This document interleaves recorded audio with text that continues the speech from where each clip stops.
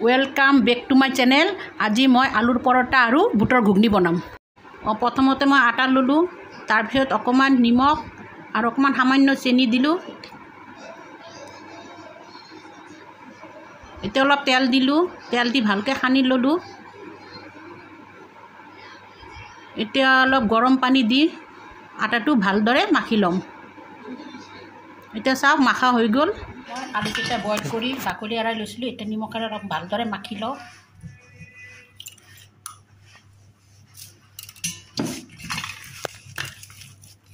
কেৰাহীটোত অলপ তেল দি লওঁ। গৰম হ'ল, দুটা তেজপাত দিলোঁ,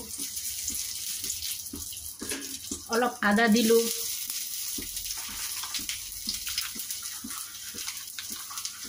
সামান্য জলকীয়াৰ গুড়া অলপ দিলোঁ, সামান্য অকণমান হালধি দিলোঁ, অলপ জিৰাৰ গুড়া দিলোঁ,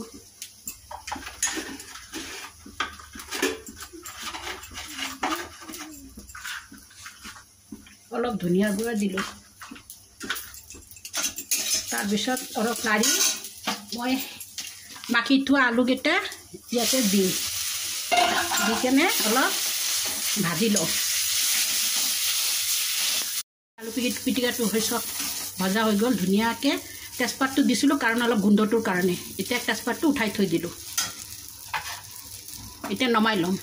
এতিয়া চাওক মই কেনেকৈ বনাওঁ, চাই লওক।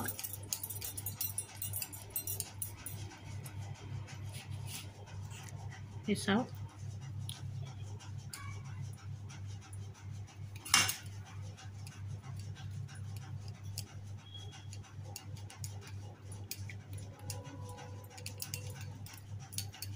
চাওক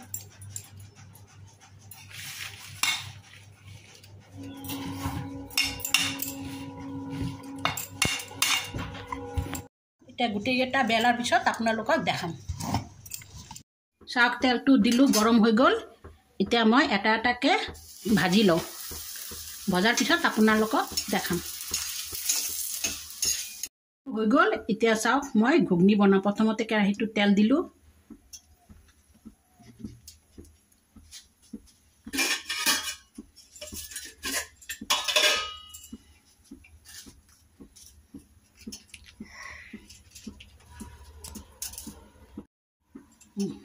তেলটো অলপ গৰম হ'ল। তাৰপিছত পাঁচফোৰণ কেইটামান দিলোঁ, দুটা শুকান জলকীয়া দিলোঁ।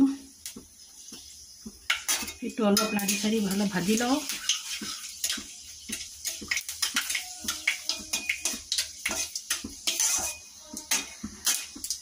ভজাৰ পিছত মই বইল কৰি থোৱা কেইটামান আলু থৈ দিছিলোঁ, সেইকেইটা মই অলপ তেলত ভাজি ল'ম।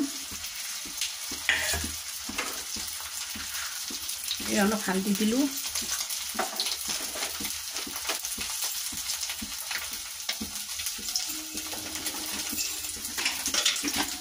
সামান্য অলপ নিমখ দিলোঁ। দি কেনে অলপ ভাজি ল'ম। দুটামান কেঁচা জলকীয়া দিলোঁ, অলপ আদা দিলোঁ, আধা চামুচ হালধিৰ গুড়া দিলোঁ, আধা চামুচ জলকীয়াৰ গুড়া দিলোঁ, অলপ জিৰাৰ গুড়া দিলোঁ, সামান্য পৰিমাণে অলপ ধনিয়াৰ গুড়া দিলোঁ। এতিয়া অলপ লাৰু হ'ল লাৰা। এতিয়া মই বইল কৰি থোৱা বুটটো দি দিলোঁ ঢালি।